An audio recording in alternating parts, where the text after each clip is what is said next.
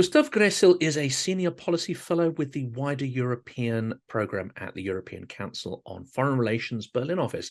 His topics of focus include Russia, Eastern Europe and defence policy, armed conflict, missile defence and proliferation.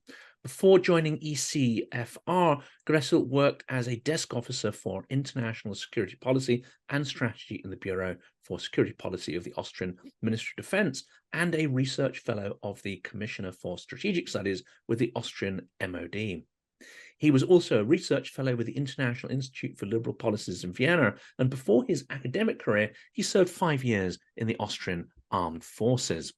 Gustav will be familiar to many of you because he has appeared in media such as New York Times, Guardian, Foreign Policy, Kyiv Post, Moscow Times, Telegraph, Economist, Newsweek, Deutsche Welle, and many more. Welcome, Silicon Curtain. Please like and subscribe to hear more of the fantastic speakers we offer. And of course, if you want to consider supporting the channel, become a patron or buy me a coffee. Gustav, I've been looking forward to this for some time. Thank you so much for joining us. Thank you for hosting me.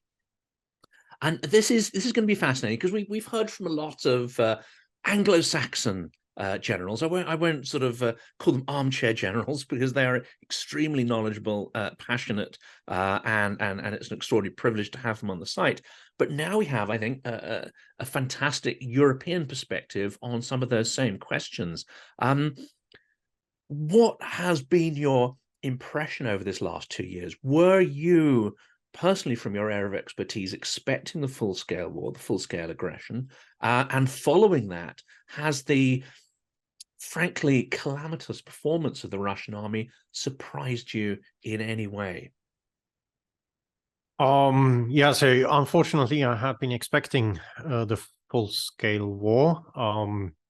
I put that into writing point at a time in ECFR that you should beware that basically the big aim of the Russian army is to reconquer the post-Soviet space and deter NATO from interfering in that tussle.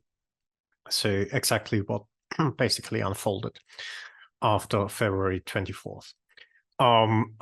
Saying that, I have been surprised by the bad performance of the Russian armed forces. I thought they would do much better. I thought they would. I mean, I never believed like this 48 hours bullshit.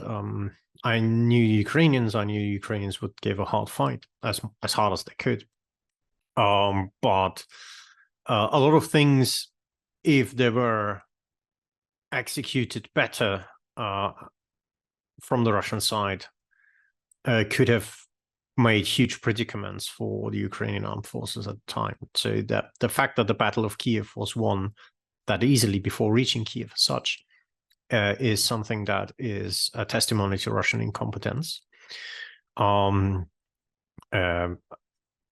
thought they would actually make slower progress in the south out of Crimea because the stretch is very narrow and actually better to defend, but there's something bad seems to have happened on the Ukrainian side.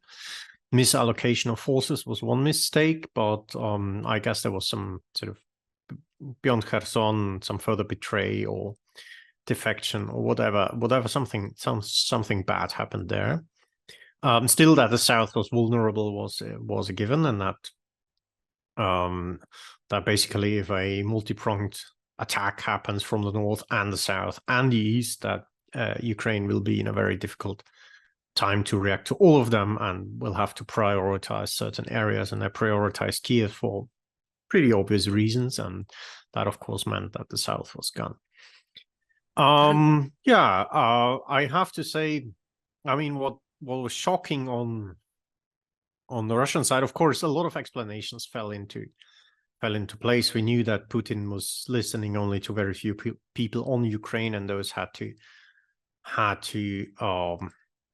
sort of conform with his political views on the country. That this would boil down into so much mismanagement. Yeah, I could have foreseen if Putin is a micromanager, but it's still surprising that it did. On the other hand, a lot of things, I mean, on the Russian side, they actually knew their vulnerabilities. The whole new look reform was was attempted to address exactly those vulnerabilities that came to light with the full-scale invasion. They were known. They actually knew what should have been done about them.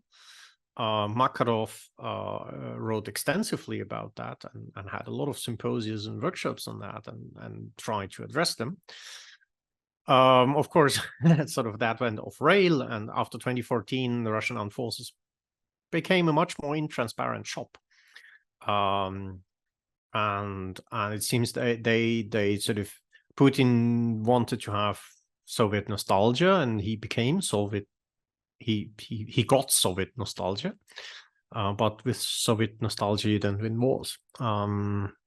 Yeah, so a lot of the reforms they tried to implement have actually been very effectively undone after they have been halfway executed. Yeah, but that's where we are. Still, the war is not won and the war is not over. There is now a battle of attrition and a battle for material superiority, which Putin also calculates he will win. And whether the West is willing, I mean, it's able to support Ukraine, but whether they're willing enough, that remains to be seen. And that's a really good point. I mean, Ben Hodges makes the point that war is a struggle between will and logistics, but there is also an element of chance, serendipity, and of course mistakes by one side can give significant advantage to the other. In that respect, the Russian strategy to attack on so many fronts simultaneously, with, we now know, relatively poor logistics, if they had been a little smarter, let's say, and concentrated on, let's say, the southern region via Kherson and then via Odessa and tried to get to Moldova without going through the north, do you think that could have led to a very different and far more tragic for Ukraine outcome? It would. However, they thought, of course, that they would have much more political support, which wasn't. Hence, of course, Kyiv makes sense from a political point of view, because you decapitate Ukraine, and you by decapitating it, expect the rest of the armed forces to try to make the West way to somewhere in the very West, and by that you basically conquer and destroy the country. That didn't happen. Now, I mean, on their initial plan, yes, they were too much thinned out. Sort of logistics were precarious, especially in the north, because of the way down to Belarus is very bad on infrastructure, because of the Pripyat swamps, Chernobyl accidents, and a lot of the roads they went through hadn't been maintained for 40 years, and that makes bad roads. Also, their forces were under strength, and all that accumulated to too many directions. Still, for example, I mean, they had not the capability to take Kyiv, but if you advance on Kyiv, you force Ukraine to move troops to that direction because it's the capital and you have to defend it. If they had not been so lazy in the air war and pulled through their attacks on Ukrainian air defense, and not just sort of saying, oh, mission accomplished after 3 days, we do something else, but kind of follow up, they would not have allowed the Ukrainian Air Force to come back.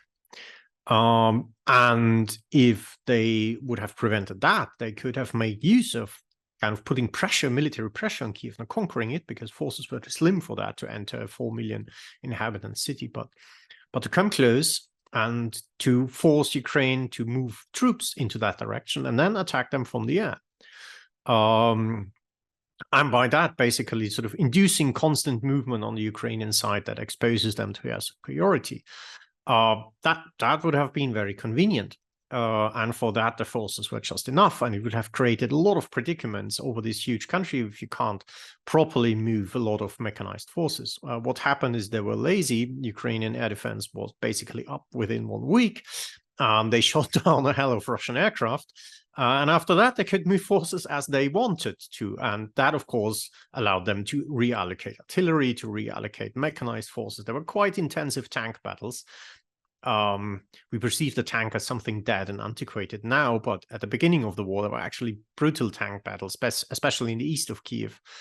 And yeah, well, the tanks got there from the east, from the Donbass, and also part from training grounds in the west and southwest, and they could go there unmolested and then enter the battlefield and beat the Russians, who were overextended by the time.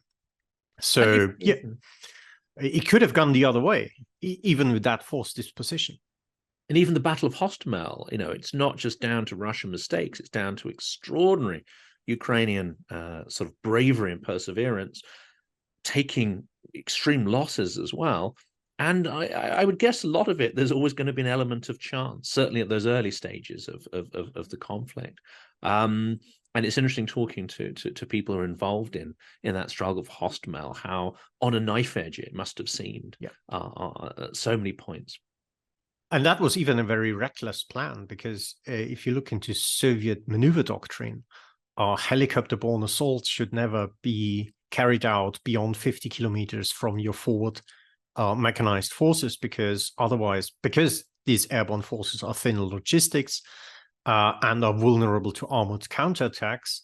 And if you can't relieve them within 72 hours, they are very likely to be lost. That's why Soviet doctrine restricted the depth of such mechanized assaults. They carried out this assault over like 150, 160 kilometers. So far beyond what kind of Soviet doctrine would have allowed you to do. And then immediately resting on aerial reinforcements by transport planes, which is even more risky, because they are much more vulnerable to air defense than helicopters. So it was a brazen plan. It was really, really something where everything had to work, and you had basically zero tolerance to failure or error of judgment.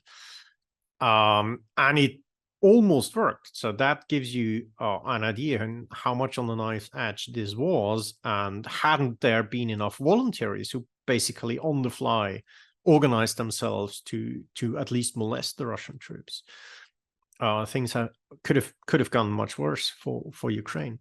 And that's extraordinary hubris. I mean, anybody who is aware of, or just even normal process, let alone things that are happening in Russia.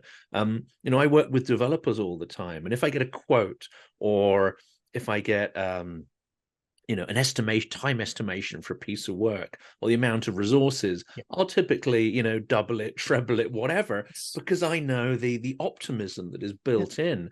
And where you have a sycophantic vertical system like Russia's, where you're in deep trouble if you pass bad news up that vertical chain to your commanders, it would be strategically prudent, would it not, to build in quite a lot of headroom for mistakes, risks, equipment failure, logistics failure, and so on. Yes, and the after Georgia, actually, the Russian armed forces were very well aware that things never go to plan.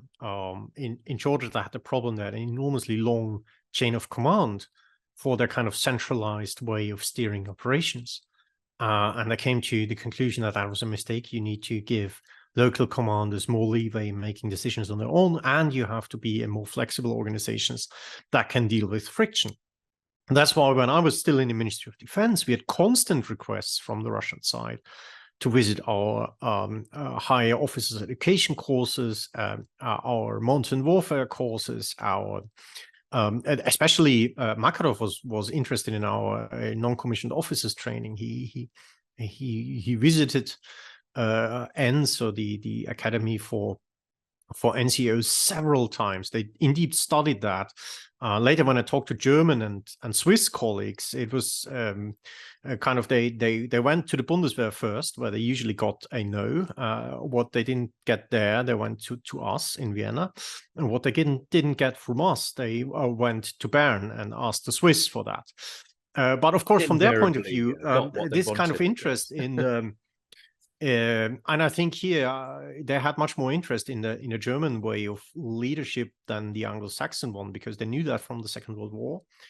They are a continental army. They have continental land-centric military culture. So for them, this kind of Guderian and Manstein stuff That's kind of their idea. So, okay, we have to get there. There were reasons why the Red Army in the Second World War was more doctrinal and material heavy than the Wehrmacht at the time, but they perfectly understood that they are not the Red Army anymore, and they have a different society, they have a different demographic structure, they have a different force structure, and they have different military aims. The military aims was to have a quick victory over a resenting Eastern neighbor and a strategic deterrence potential to deter the Americans from interfering into that. That's something else than if you want to become sort of the dominant military power in Europe and kind of roll into Berlin. So they exactly knew what should have been done with their officers, with their training, with their logistics, to be quicker, to be more flexible, to have a greater resilience against friction that would obviously occur. But again, so Makarov went out, they went in transparent. A lot of things that sort of half reforms that were done actually were vindicated by the early stages of the war in Ukraine. I mean, in 2014, August, September, the battles against Ukrainians, their battalion tactical groups deployed actually won the day. BTGs were extremely valuable rotating forces in the Donbass because you disguised the amount of troops that were actually there. You could draw them from a lot of different parts of Russia and kind of keep the war effort from your population.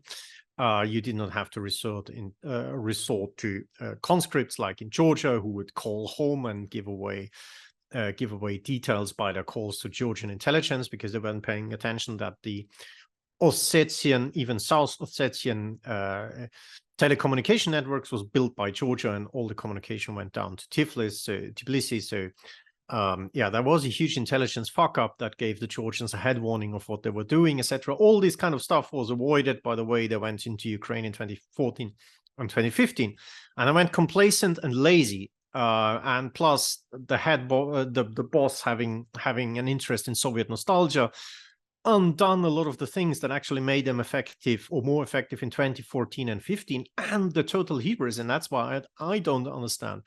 Ukrainians took the point of like, oh shit, if we continue the way we do, they will mop us up, and started to learn immediately and much, much, much faster than the Russians. And despite that, they had 8 years of Donbass war against the Ukrainian Armed Forces, and in each of the tactical engagements where the Russians tried to probe Ukrainians, starting from the Battle of Marinka in 2015, Ukrainians got better and better and quicker. That was unnoticed in Moscow, and they thought, well, it's going to be the same stuff like in 2014, and our PTGs will have the day. Well, I had not, and they got worse than how they performed in 2014, and the Ukrainians got much, much better. Yeah, that's not the recipe for victory. And that process has continued, has it, through the war? Do you observe learnings across the Ukrainian forces? Do you observe any learnings in the Russian forces? Because it does seem that they deploy, whether it's in Bakhmut, Avdiivka, Solidar, the same kind of tactics over and over that fail, the same single file armored columns, weaving through minefields that get taken out. What scale of learnings do you see on both sides? And are there issues still with the Ukrainian units? Is it sort of, are these learnings uniform, or are they fairly patchy? No, they are patchy on both sides. The problem is, I mean, both armies have huge problems sustaining quality because of the losses in man, in volunteers. Ukraine had a better start because they had a better trained army at the beginning of the war. However, a lot of these forces with which they entered have worn out, and the cadres have been thinned out because sort of part of them have fallen and others have been moved to other battalions and brigades that have been formed after mobilization, because you need to beef them up with some experienced guys. The Ukrainian army is now very incoherent. You have still very elite forces, and you have kind of ragtag trained, mobilized forces. Russia attacked all the training grounds and training centers the Ukrainians had, so they have to organize their training in dispersed camps. A lot of their trainers and instructors have volunteered for combat duty and have fallen. They now try to use wounded soldiers as trainers. And I don't get me wrong, I don't dispute the courage and soldiering ability of these wounded guys, but being a good soldier and being a good trainer are two pairs of shoes. And you know, if you have good combat record, but being able to transfer this combat record onto new people is something else, and it doesn't work all that good. The problem is maneuver and formation training is difficult because the Russians strike in the depth of the country. So it's a very incoherent force. The same, of course, on the Russian side. On the Russian side is even worse because they have not been very gentle with their men, and they have lost a lot of their Syria, Donbass experienced guys. They've basically used the DNR, LNR troops as absolute cannon fodder. But in small tactics, in small infantry tactics, because of the nature of the Donbass war, actually the DNR, LNR forces in infantry tactics were better trained than some of the Russian forces because they had experience in what they were specifically doing. So that was a horribly wrong decision that now hurts them. On both sides, there is extreme learning. We had last year still a maneuver war. Now it's a sitting war. We have the Russians have actually learned quite a lot, starting from artillery, basing copying Ukrainian GIS ARTA system. It's called Stelets on the Russian side, but it performs pretty much the same way. They have electronic warfare has improved a lot. Air defense has improved on the Russian side. On the Ukrainian side, air defense is excellent for how little they have. They are kind of the masters. I'm a former air defense officer, and what they shoot down with the systems they have, it's absolute world class. But I have to say that electronic warfare, artillery, air defense, these are arms that had very little losses in the war. So you have the highest continuity of cadres and men. Infantry, armor, combat engineers, these guys had the highest losses. So you have the biggest problems in replenishing and sort of reforming because a lot of the good guys are dead. And that's on both sides. Now on the Russian side, what impedes learning? We have two different qualities of general staff. Zaluzhny and Gerasimov couldn't be more different from each other. In Ukraine, you see, because of sort of the multiple political shakes-ups and distrust in the older generation, you have a situation where usually the cadres, if you compare the levels of general staff, corps or military district command, division or brigade command, and then regimental/battalion command, so battalion in Ukrainian, regimental command on the Russian side, that a Ukrainian commander is at least 10 years younger, if not a generation younger, because of the political reforms and the defense reforms Ukrainians had went much deeper than on the Russian side, and that helps. These people are intellectually much more nimble. These people are much more experienced because they have gone through the Donbass war. And they adjust, and they have the ability to let their armed forces learn. On the Russian side, you actually have people who have learned a lot, but the problem is that the general staff sticks to old doctrine, and that makes them try and attempt this kind of massive breakthrough operations over and over again, producing high losses.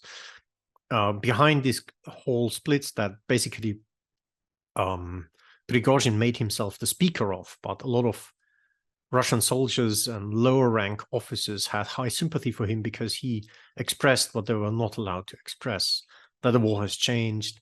That's why Prigozhin tried a lot of these small tactics, small assault tactics, small assault teams, because that worked. It was a test bed for new infantry tactics, and a lot of commanders try to apply them on a larger scale. It's still, of course, Moscow that thinks otherwise, and that creates tension that come up time and again. Now, of course, after the whole Prigozhin affair and Surovikin out and Popov dismissed, there are, of course, few of the younger Russian generation and lower ranking officers that can make the demand for change and get it done. But the knowledge how tactical encounters actually should be conducted is there on the Russian side. Actually, the worst thing that could happen to Ukraine now is that Putin and Gerasimov die on the same plane and be replaced by capable leaders. That would be a huge tragedy. Russia could turn the war to its advantage if that would happen very quickly.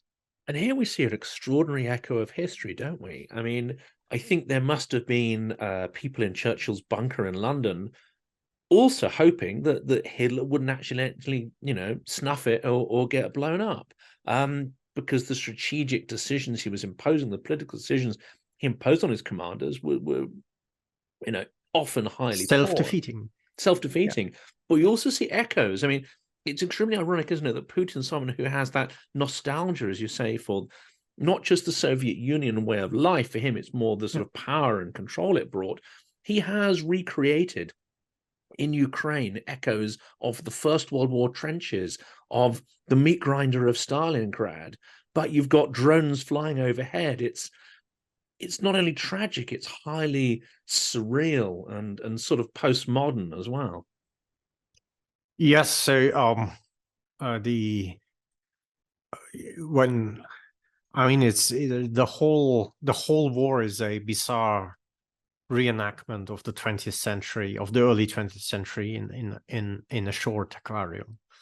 My grandfather, for example, he did not approve the Anschluss, so and the rumor were you couldn't vote in a ballot box, you had to vote in front of the German officers. So and the rumor was that everybody who votes for no will be automatically beaten up and put to jail. So he stayed home and said, I'm not going to vote. So what happened is that a car pulled up, 3 men jumping out with submachine guns in a dark uniform, knocking onto his door, pulling out the ballot, and gently with the barrel of the submachine gun pointing to the ballot and said, Herr Doktor, Ihr Ja fehlt noch. So he also voted yes. But, seeing that live on TV again, people with guns going from door to door to knock for an Anschluss referendum. I thought that was gone with my grandfather, this kind of memory, but it appeared again and again. I mean, his speeches on the recognition of the DNR, LNR, and then on the declaration of war. This is Carl Schmitt in purity of essence. And we all thought Carl Schmitt was dead for good. Yeah, well, it is all that all over again. This is why I try to, and I'm especially disappointed that the Germans were so slow in recognizing this, because it's their history that is reinvented and reenacted in Russia, from the Versailles complex to the kind of conspiratorial thinking down to the idea of spheres of influence, or völkerrechtliche Großräume, as they were called back in the day. And actually, we should know what's the end game of all this, and why we should prevent it. But thinking is arguably slow here. And that leads to probably quite a tricky question, and that is, if we are fully imagining it with the historical memory, if we are, as many experts are, like Keir Giles and so on, fully cognizant of what the Russian world values are and how absolutely at variance they are with pretty much every single European value, you care to mention human rights, etc., expansion of freedom of trade, all these things, it's absolutely at variance. Why then do we seem to be placing limits on the scale and severity of Russia's defeat, and therefore placing limits on Ukraine's victory in the way we're supplying them incrementally, but also potentially putting our entire system of values at risk by an aggressor that wants to take them down, take them apart, and replace rules-based order with a essentially rule of sort of Darwinian survival of the rule of power. Power control. Yeah, it's a very good question. First of all, historic amnesia. fascism has become a swear word.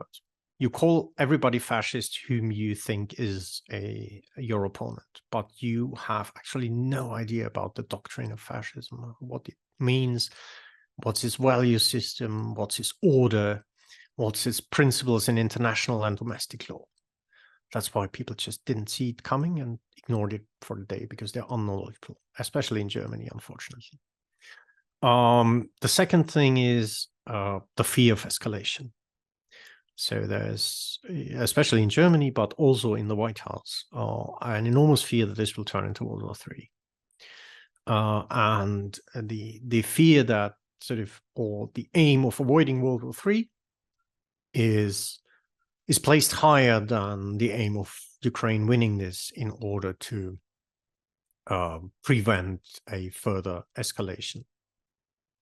The third thing is the fear that if Russia was pushed to the edge, it might collapse, and you have kind of Kadyrov with nukes as a short metaphor, but that the chaos that results from it will be adverse and even more dangerous than Russia is now, which I think is also a mistake, because now you have one centralized, powerful, very dangerous man. Even if you end up only with a lot of small, decentralized, dangerous men, you have these dangerous men fighting themselves and not united fighting you. But these are basically the main reasons. And then the other thing is complacency. If a politician makes a choice, he of course and sort of attaches costs to keeping Ukraine alive or enabling Ukrainian victory, he has to tell his domestic audience that the costs for that are going to be derived from other things. Now, sitting here in Germany, we have a more or less dysfunctional administration. We have deteriorating healthcare system that was overstretched in the pandemic and is, some say, beyond repair, but it actually would need urgent repair. We have exploding costs for retirees as the boomer generation is entering the retirement age. With rotten infrastructure. We still have high disparity between East Germany and West Germany, and we have the costs of the energy transition, which was not facilitated by betting on cheap Russian gas, which didn't come. So, of course, there are high domestic costs. And switching off nuclear. I mean, it has to be remembered as well, the extraordinary decision to wipe out the nuclear industry. That as well. And sort of the stubborn insistence not to develop new ones. I mean, if we would have continued to use these 5 old nuclear power stations, they wouldn't have made much of a difference. But if you would have constructed more modern systems, if you would invest into research and development, for example, on doing dual fluid reactors to reuse nuclear waste, you could have a different outlook for the coming years. But without that, it's also going to be more difficult. So all that accumulate, and if you have politicians that do not understand the historic magnitude of the challenge and hence can't communicate even if they would understand the historic magnitude of the challenge, you end up basically in a society that gives away what it can give away, like old Cold War legacy stuff that would either be scrapped or is stored for emergencies. That, okay, it's an emergency, give them that. But there's no big defense industrial efforts, for example, to produce weapon systems and vehicles beyond ammunition, where the Commission actually makes a defense industrial efforts, not individual states, or not so much individual states, but the EU Commission is really behind that. But the problem is, if the front keeps static, well, of course, then Russian offensives will be blunted. But the problem is, Putin has said, well, as far as I know, the West, they bail out of long wars, and I'll make that a long war, and I can sustain even this kind of horrific, lossful frontal attacks with massed armor for at least 3 to 4 years. But the West does not have the equipment to supply Ukraine for 3 to 4 years if it does not embark in a emergency production program to resupply its own armed forces with stuff donated to Ukraine. And we haven't done so. Such a program would need roughly 2 years to be fully implemented. We have wasted now almost 2 years discussing pointlessly whether we should do or not should do that. If we would have done that at the beginning of the war, I think even Putin would have recalculated. He might even be willing to talk now because he sees that he's not going to win that. But at the time being, he has a reasonable theory of victory that goes through the West and Western fatigue and expiration of reserve stock that can be given to Ukraine. And unfortunately, this is, there are people warning here in Berlin about that. There are people in the Foreign Office very much alerted about that, but the keynotes of power still seem to be very complacent about it. And there are plenty of events on the horizon which he must be banking on. I mean, it might be similar to a gambler in a casino, essentially making quite a high risk kind of bargain there. But he sees the US election, he sees the success of information warfare around the world, he sees the Western alliance doesn't have full global support. The BRICS hasn't sort of perhaps coalesced in the way he hoped, but equally it hasn't got fully behind Ukraine. We're not rearming. There are plenty of reasons for him to think that he still has a chance. And he also knows his people, perhaps better than some Western leaders. He knows that there's unlikely to be a revolution from the bottom up. I mean, a coup, maybe pre-Prigozhin, maybe now it's less of a threat because people are terrified, and they also realize that there's very little chance of organizing a coup without someone in that circle, squealing and getting you all killed. He must probably feel that actually, rather than a huge risk, this war has changed the Russian political system, and he's more in control in some ways than he was before. Yes, and we need to keep in mind that, for example, now all these soldiers that are sent to the front lines, only officers are allowed to return home for holidays. Officers are charged they have volunteered to be officers, they have education that incorporates political indoctrination that they share the overall pro-war goals of the Kremlin. Ordinary soldiers can't go home. Even if they have holidays, they have to spend the holidays in the occupied areas or in Belarus. Recreation, if they're wounded, they are treated in the occupied areas. They're not let home for that.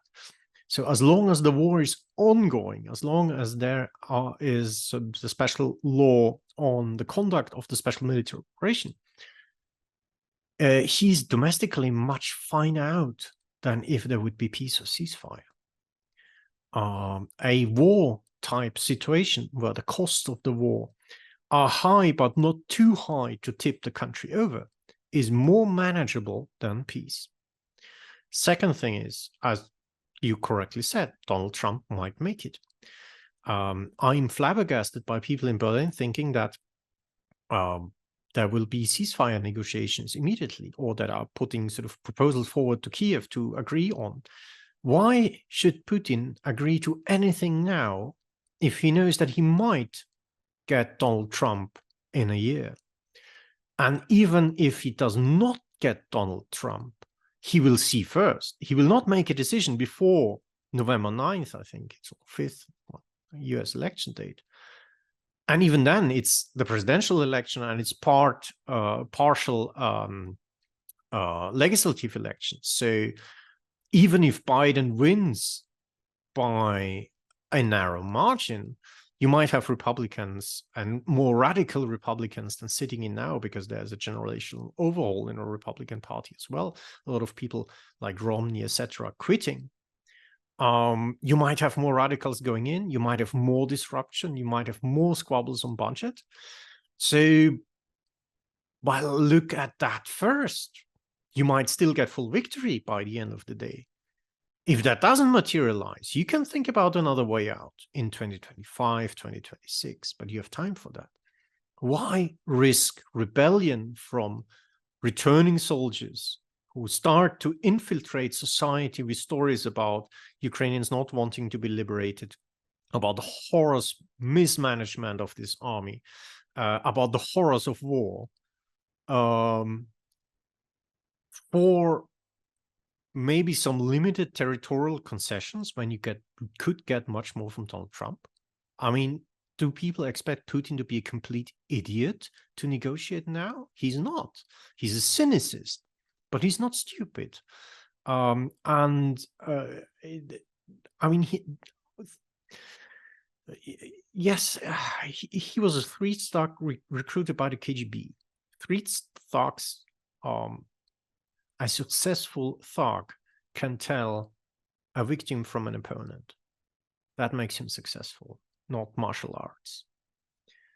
He can, and that's why he was recruited by the KGB, because the KGB wanted people that can charge other people, and that he can still do. And he can sense vulnerabilities. He can sense fear. He can play with it. It was a bit dislodged during the pandemic when he didn't meet people, and he started to run out of sync because he had no social contact or little social contact. But it's getting back again, and he's sensing the fear and the weakness in the West and the disunity. And he knows that our consensus on Ukraine is a very shallow one, and that it needs to be renewed basically election by election, which is a constant battle in the West with 30 democracies in NATO, or, well, democracies and some quasi-democracies. And that, of course, feeds into his strategy of victory. So if, and as I think many people watching this channel, even going back to interviews I was doing early last year with Anders Aslund and others, everything you've said is things that people have been saying who understand Russia right from the start. That short, sharp, decisive defeat for Russia is going to have a lower price. It is going to teach them a lesson, and that kind of force is something they will understand, like the sort of bully mentality.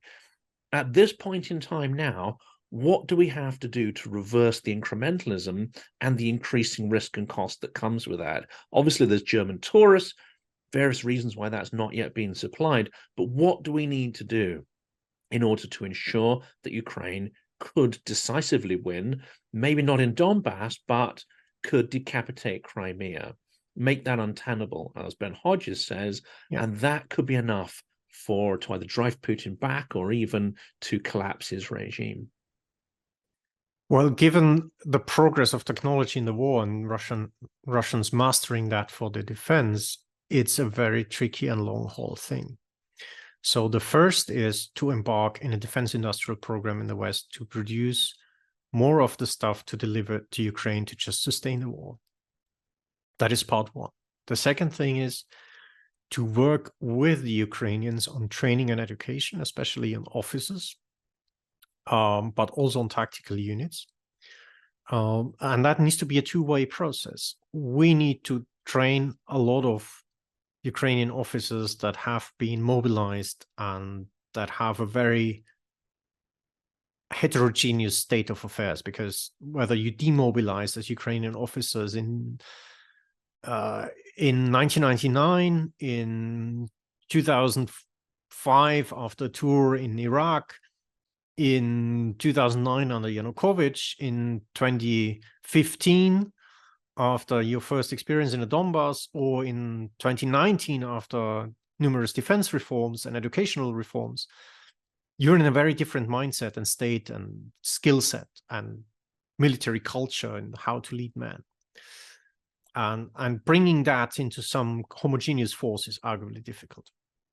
But in doing so, we also need to understand how Ukrainians fight and how Ukrainians have adapted to the technological progress that has emerged since then, because just training them how NATO would have fought the Red Army in 1985 is insufficient.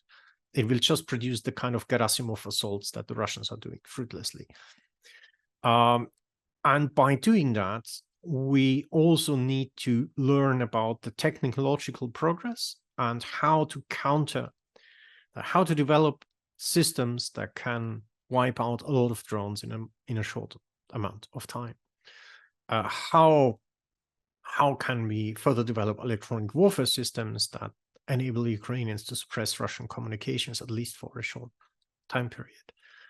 And then how to synchronize a lot of assets that, like in the First World War, you had infantry, you had tanks, you had aircraft, but you didn't have signal equipment that synchronizes them. You had pigeons and people running.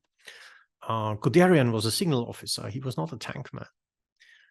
How do we incorporate the computers to control drones into normal tanks? How do we assist tank commanders with smart programs that they can have situation awareness but be on the front at the same time? To not like new technology completely disrupt mechanized warfare, but facilitate it. That's something we can only learn from the Ukrainians. We can't draw them out of the Cold War textbook, because this IT revolution wasn't there during the Cold War. And from there, develop the systems Ukrainians need with the Ukrainians and test them. The Russians are doing the same. They're setting up new reconnaissance assault brigades to do exactly that. And that's something we don't do only for the Ukrainians. If we want to have a NATO deterrence in the years to come that is successful and that is effective, we need to make the Russians know that we know progress and we can master this kind of warfare. And the best way to do that is to have Ukrainians try that out on them.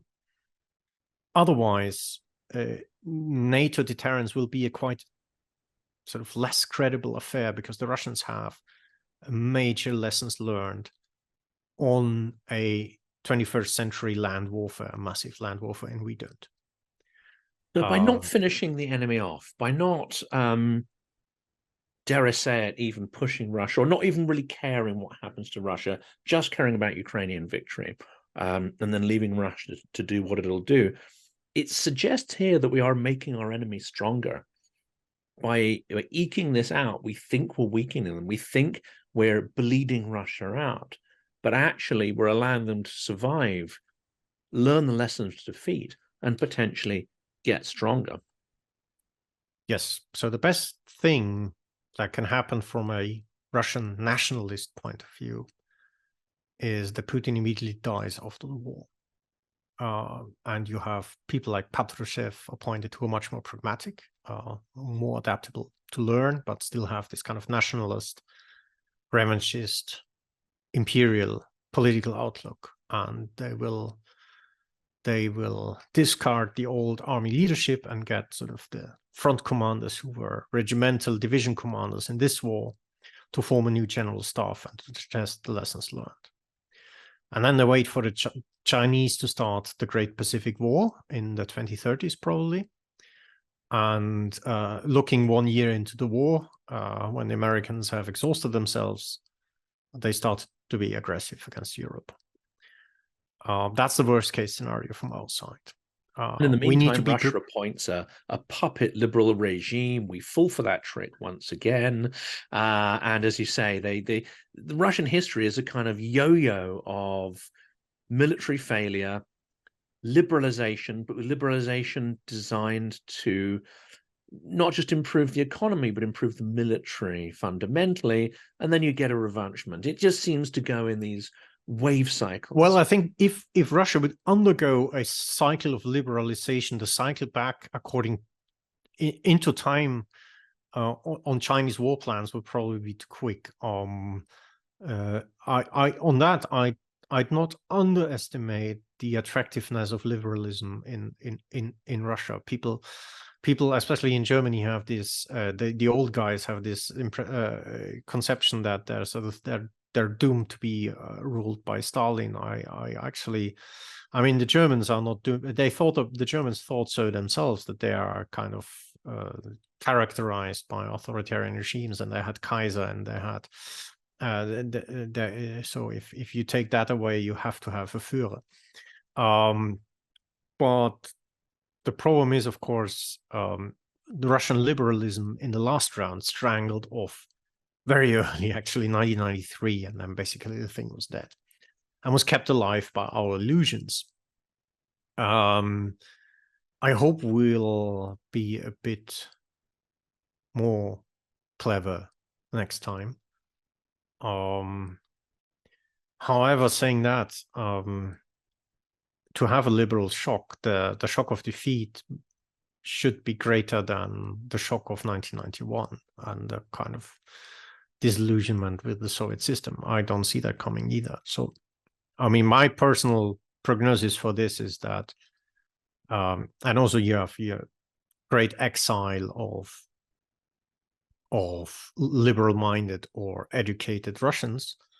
And just like 1917, that stabilized the system. If you only have the people who think like you might shoot the one or the other one as well, and then it's basically you have stabilized your regime by kicking everybody out who disagrees. I think that is quite stable. They will probably survive the war.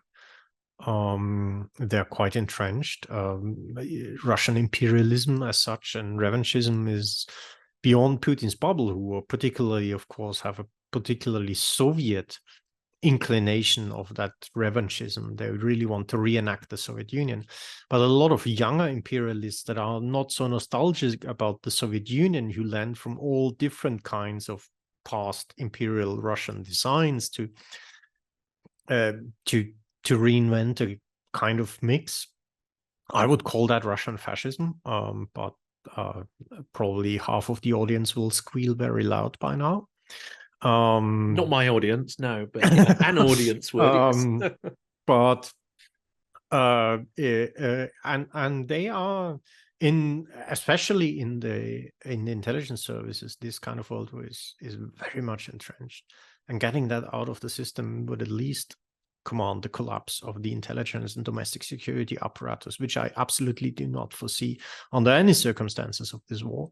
No. So I think that will continue. We will have a hostile, anti-Western, militarist, expansionist, imperial Russia on our eastern border.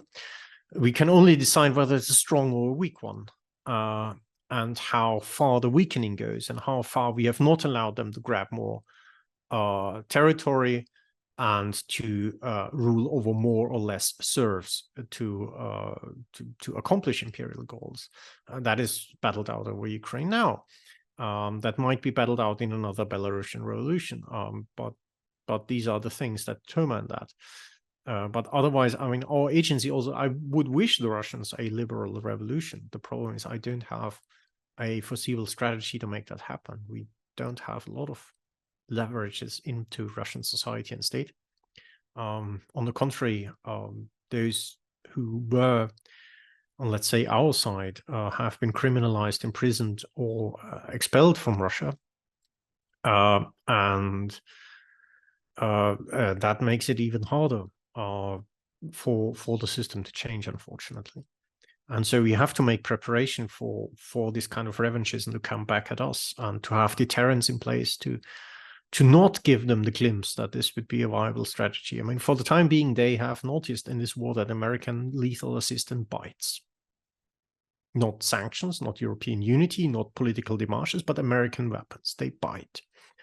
But if you have a Pacific war that eats up this biting resource, I doubt the Russians have illusions about Europeans sticking together and pulling up a military effort. And that is enormously dangerous, because even if that is a miscalculation and we again stop them at the Vistula and throw them back, the cost in human lives in that endeavor will be horrendous. And if you tell me, well, we could cut the problem short by not having it, by deterring them effectively from trying again, by bolstering Ukraine, so that turned this imperialist adventure into a defeat, so that their imperialism kind of stays an internal dimension, like Franco's imperialism stayed pretty much, except for, of course, northern Morocco, an internal dimension, and was not carried on to Latin America and elsewhere. And Argentinian, well, they had a short experience, but Chilean imperialism did not go into Tierra de los Fuego. You know, a lot of these dictatorships just had their shoes put down and didn't do anything, because they were deterred, not because they were insufficiently militaristic to try, but because they were deterred and the neighbors were vigilant. And potentially, you know, we know from Russian history that the imperial aggression is actually as a result of the fragility of the internal system. So as long as it continues to be brittle and fragile, then this kind of aggression is a sort of deflective behavior, and could well continue. I mean, there's a long history of it through Muscovite imperial aggression. Yes and no at the same time. So I would not only say brittleness, but also centralism and inner imperialism. Russia is still an inner empire, and so the country runs on an imperial logic. And now it's called Russian Federation, and federalism would be a thing you could turn an empire into something more governable and effective, but it's only on paper a federation because it's a highly centralized system. So if Russia would start to federalize, and you would have regions that were actually capable of caring for themselves and having, and you have a domestic competition for power, first between parties and then between regions, you would very much care for that imperialism because they have other things to do, and they know that this kind of nonsense doesn't benefit their interests. But if you have this centralized imperialist state, it's basically a matter of time that the imperialist outlook would produce external aggression, because you have a power elite that operates only to that logic.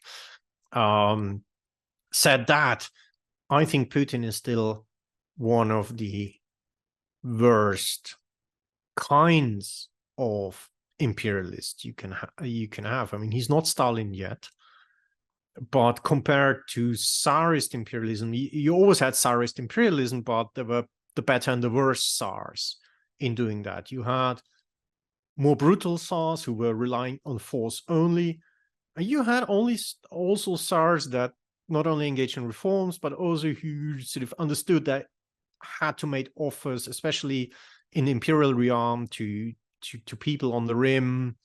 They had to strike a balance between different interests and cultures, etc. So you had this for the better and the worse. And Putin is on the worst side of things. He's enormously brutal. He's enormously stubborn. He's enormously inflexible. He's enormously repressive. He hasn't mastered the domestic mass killing yet. However, he's really, really quick catching up on the foreign mass killings. And don't underestimate what effect a longer duration of the occupation regime in Ukraine will have, because they're rotating a lot of FSB and Roskadia guys through that, who experience basically unclinched, unhindered colonial behavior there, where people are to their disposal and people's lives are to their disposal as they please and wish. And these people usually bring such behavior home. So we haven't seen the bad end of things in Russia domestically yet. I think they will accelerate to the worse as a result of this war. And that also needs to be kept in mind. If you draw historical analysis, Russia is bad, but you can live with it, that we are in a particularly bad cycle in that Russia, where relations are bad, but you can live with it. And if you have particularly bad cycles domestically, it's really hard to live with them. And everybody who's lived through the Cold War probably can tell you about it. Well, that's deeply fascinating. We touched on so many topics. I've been making notes because there's another half a dozen episodes I could plan based on some of the ideas you've raised there. Huge privilege, incredibly grateful, as I know the audience will be, for your time, Gustav, and the amount of sort of detail covering the full spectrum from history to battlefront tactics and strategy and equipment. Extraordinary conversation. Thank you so much. Thanks a lot.